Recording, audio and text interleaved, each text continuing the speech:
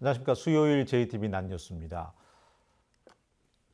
국지성 호우로 인한 피해가 잇따르고 있습니다. 그제는 남원의 곳곳이 침수됐는데요. 어제는 전주에서 시간당 70mm가량의 물폭탄이 쏟아지면서 상가와 도로의 일부가 물에 잠겼습니다. 주혜인 기자입니다. 전주의 한 상가 건물. 바닥에 고인 흙탕물을 치우는 작업이 한창입니다. 비가 그친 지 한참이 지났지만 지하실은 여전히 물로 가득합니다. 비가 온 뒤부터 현재까지 2시간째 양수기 2대를 동원해 물을 퍼내고 있지만 지하실 바닥은 모습을 보이지 않고 있습니다. 갑작스런 물폭탄에 하수구에 막힌 물까지 넘치면서 피해를 더욱 키웠습니다. 일이 다 들어가 버렸으니까 물이 집 안으로 가게로. 그러니까 얼마나 많이 왔겠어. 그냥 칵 맥기가 어디 갖고. 주변 상가들도 마찬가지입니다. 여기도 물이 막 흥건히 들어오고 우리 집도 막 계속 쓸어내고. 도로 일부 구간이 물에 잠기면서 한때 교통이 통제되기도 했습니다. 맞아, 물이 새고 넘치가지고 여기가 물이 흥건히 가지고 사람들이 걸어다니들 못했었어요. 어제 오후 호우경보가 내려진 전주에는 시간당 70mm의 집중호우가 쏟아졌습니다. 전주 덕진구는 강수량이 5mm에 그쳤지만 같은 시간 완산구에는 71mm의 많은 비가 내렸습니다. 이로 인해 전주의 상가와 주택 6곳과 도로 3곳 등 모두 9곳이 침수 피해를 입었습니다. 비는 잠시 그쳤다가 오후부터 다시 시작돼 내일 밤까지 최고 110mm가 더 내린 뒤 그치겠습니다. 전주기상지청은 대기가 불안정해 일부 지역에는 이번처럼 강한 국지성 호우가 내릴 수 있는 만큼 피해가 없도록 각별한 주의를 당부했습니다. JTB 뉴스 주혜인입니다. 대학 교수가 논문에 미성년 자녀를 저자로 끼워 넣고 입시에 활용한 사건, 이게 끝이 아닌 것 같습니다. 부당하게 저자를 표시한 것으로 의심이 되는 논문이 더 있습니다. 전북대학교의 또 다른 교수의 논문인데요. 연구 부정 사례에 해당하는지, 혹시 이 논문도 입시 비리에 연루가 됐는지 지금 조사 중이라고 합니다. 오정현 기자가 취재했습니다. 정부 지원을 받았고 2017년 발표 국내 학술지에 실린 전북대 한 교수 논문. 논문에 가장 기여를 많이 한 연구자, 제1저자가 고등학생들입니다. 교수는 충분히 그럴만했다고 말합니다. 이 정도면 뭐 연구재단 등재 정도는 갈 수 있겠다 싶어서 그렇게 해서 이제 아이디어를 냈으니까 당연히 저자예요. 그건 원론적으로 맞는 얘기예요. 논문에 소속이 고등학교로 적힌 저자는 또 있는데 1저자인 고등학생들의 당시 교사입니다. 하지만 정작 본인은 연구에 직접적으로 참여한 사실이 없다고 증언합니다. 이제 계획 단계에서 코멘트를 해줬는데 나중에 그 어머니가 저 이름을 넣으셨더라고요. 제가 직접적으로 그 논문에 관여하지는 않았었습니다. 저도 약간 부담스러웠던. 교사 말대로라면 부정 논문일 가능성이 높은 셈. 교육부 훈령이 부당 저자 표시를 연구 부정 행위로 규정하고 있어서입니다. 순수하게 학술 연구를 목적으로 했는지 다른 부정이 숨어 있는지는 지금 조사 중입니다. 지금 전북대학교에서 이 학생들과의 교수와의 관계, 미성년 공저자와 교수와의 관계, 그다음에 그 학생들이 어디에 진학을 해 이런 논문을 써서 진학을 했는지 이런 부분들까지 조사를 해서 진행을 하고 있는 중이어가지고요. 한 교수가 논문에 자녀 이름을 끼워넣고 입시에 활용한 게 확인되며 전북대의 연구윤리의 민낯이 이미 드러난 상황. 연구 부정 사례가 또 드러날지 관심이 모이고 있습니다. JTB 뉴스 오정현입니다. 주택가 인근의 축산 분뇨로 만든 액비가 무단으로 살포돼서 인근 주민들이 악취 때문에 고통을 겪고 있습니다. 올해가 처음이 아니고 더구나 상습적으로 뿌려지고 있어서 강력한 근절 대책이 필요해 보입니다. 김진영 기자입니다. 주택가에서 불과 200m가량 떨어진 공장 부지입니다. 바닥에는 축산 분뇨로 만든 액비가 흥건히 고여 있습니다. 지난 5일 몰래 뿌려진 액비에 주민들은 악취로 고통을 겪어야 했습니다. 초등학교가 옆에가 있기 때문에 걔네들이 무슨 죄가 있습니까? 그날이 금토일이에요. 금토일에는 창문을 못 열어놓고 살았어요. 액비는 농촌기술센터 등 관련 기관의 승인을 받아 농가 밭 등 정해진 장소에만 사용할 수 있습니다. 작물 재배와 관련 없는 공장 등지에 뿌리는 것은 불법입니다. 축산 분뇨 유입량은 계속 늘고 있지만 생산된 액비를 보관할 수 없게 되자 업체가 인적이 드문 곳을 찾아 버린 것으로 추정되고 있습니다. 살포 당시 인근에서 위치 추적 장치를 켜놓지 않은 액비 수송 차량이 적발돼 불법 행위를 감추려는 것 아니냐는 의심을 사고 있습니다. 그 GPS는 무조건 이제 켜고 다녀야 되는데 저는 거기에 지금 GPS에 그 50도에 갔다는 그게 표시가 되어 하는데 그 부분이 없어가지고 이제 그 부분은 이제 처분을 하려고 지금. 축산 분뇨로 만든 액비가 무단 투기된 게 올해가 처음이 아닙니다. 지난해도 모두 4차례에 걸쳐 60여 톤가량 뿌려졌습니다. 지난해 적발된 업체는 검찰에 고발 조치됐습니다. 지난해와 올해 모두 장마철에 액비가 무단으로 살포돼 빗물과 함께 섞일 경우 인근 바다를 오염시키는 2차 환경 피해마저 우려되고 있습니다. 일부 양심 없는 업체들의 불법 행위가 근절되지 않으면서 주민들의 분노가 커지고 있습니다. JTB 뉴스 김진영입니다. 문화재 시골 현장에서 흙더미가 무너져서 작업자 2명이 크게 다쳤습니다. 일주일가량 비가 이어져서 집안이 약해진 상황에서 작업을 한 데다 안전관리마저 소홀했던 게 원인입니다. 나금동 기자입니다. 119 구급대원들이 부상자를 이송하기 위해 분주히 움직입니다. 2m 깊이의 구덩이에서 문화재 조사를 하다 흙더미에 매몰됐던 근로자들입니다. 구급대원들이 급히 현장에 출동했지만 한 명은 의식불명이고 다른 한 명도 다쳤습니다. 최근 일주일 사이 잦은 비로 집안이 약해진 게 원인으로 추정됩니다. 발굴 현장의 안전관리 규정도 제대로 지켜지지 않았습니다. 이 구덩이 깊이가 2.4m니까 여기서 파낸 흙은 이 굴착 지점으로부터 적어도 2.4m는 떨어진 곳에 쌓아둬야 합니다. 하지만 보시다시피 구덩이 바로 옆에 이렇게 산더미처럼 쌓여 있습니다. 이럴 경우 구덩이 벽면이 흙더미의 무게를 고스란히 받게 됩니다. 구덩이에 설치해야 하는 작업자 통로도 제대로 설치하지 않았습니다. 그 깊이가 1.5m 이상인 경우에는 경사로를 두게끔, 경사면을 두게끔 되어 있는데 그 부분이 안 되어 있어서 이게 그 흙이 밑으로 쏟아지면서 벽면에 흙이 쏟아지는 것을 막기 위한 비닐이나 흙막이도 없었습니다. 담당자는 규정을 다 지키기는 어렵다는 입장입니다. 할 수가 없어요.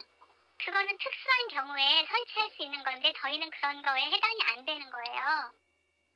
경찰은 업무상 과실치상 등의 혐의로 대표 A씨 등을 입건해 조사할 예정입니다. JTB 뉴스 나금동입니다.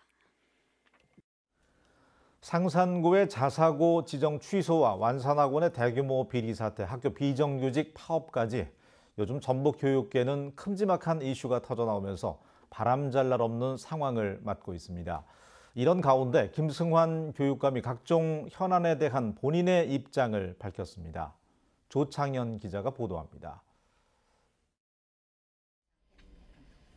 교육부 장관의 동의 여부만 남겨놓은 상산구의 자사고 지정 취소 사태.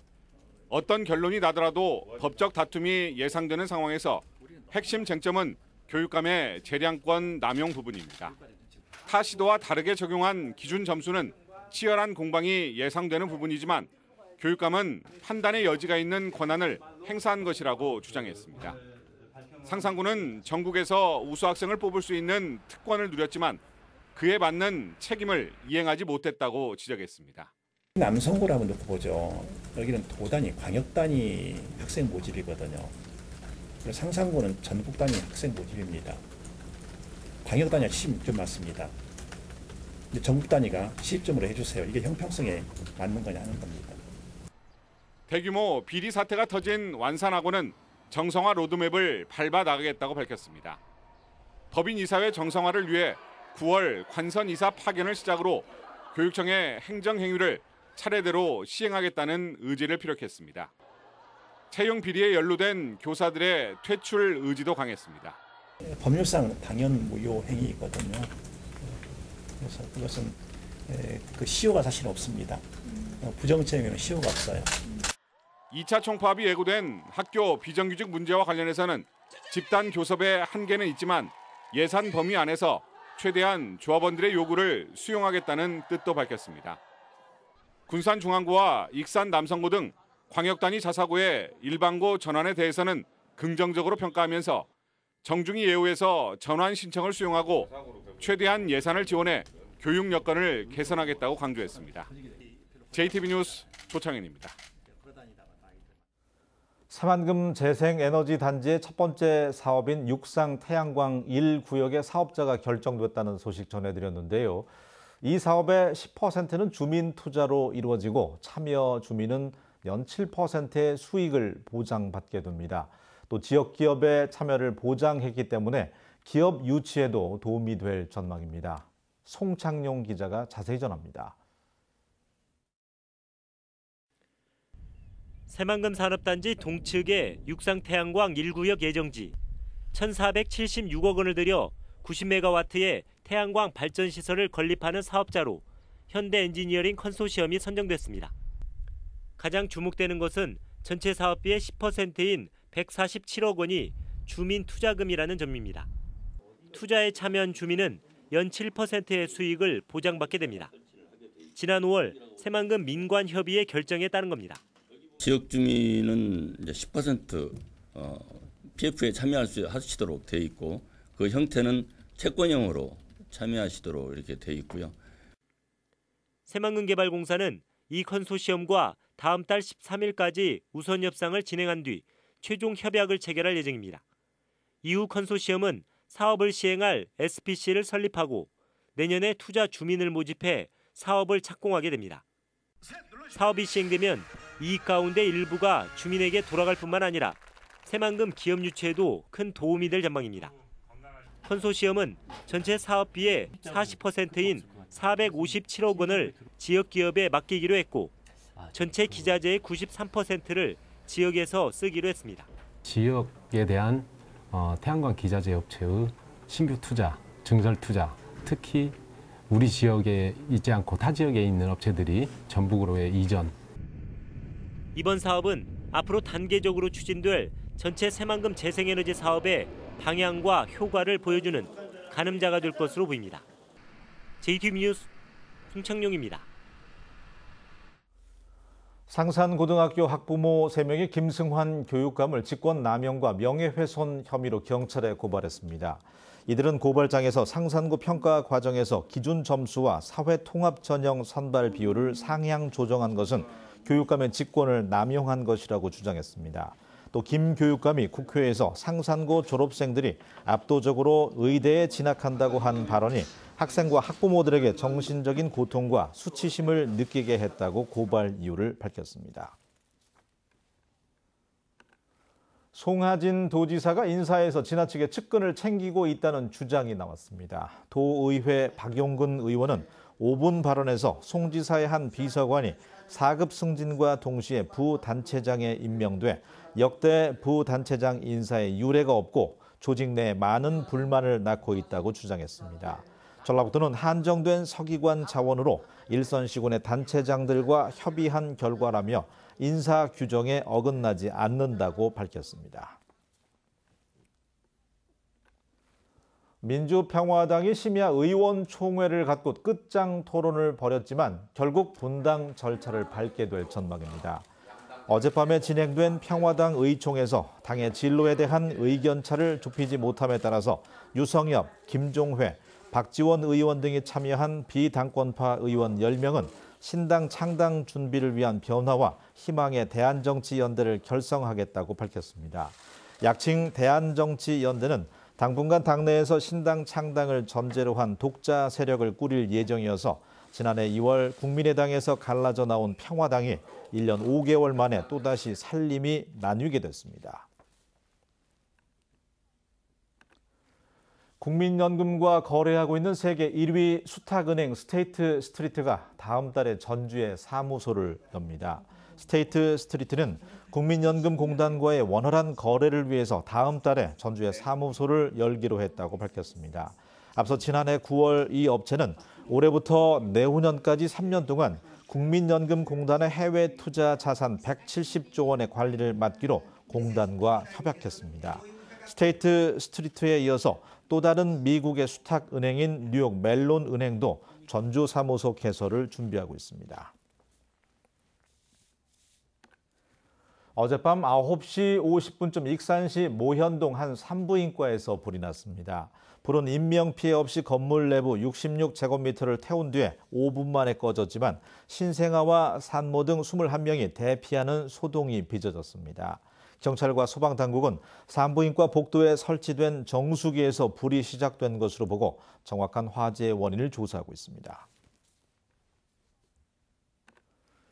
날씨입니다. 불안정한 대기 상태가 이어지면서 오늘 낮 동안 다시 소나기가 내릴 것으로 보입니다. 예상되는 비의 양은 5에서 30mm입니다. 소나기가 지나면 밤부터 모레 아침까지는 장맛비가 이어질 전망입니다. 우선 내일까지 예상되는 장맛비의 양은 30에서 최고 80mm입니다. 오늘도 낮 동안에는 후텁지근하겠습니다. 전주와 익산이 31도, 군산 29도, 진안과 장수는 28도까지 오르겠습니다. 현재 필리핀 부근을 지나고 있는 5호 태풍 다나스는 일요일쯤 서해안에 진입할 것으로 예측되지만 진로와 강도는 유동적일 것으로 예보됐습니다.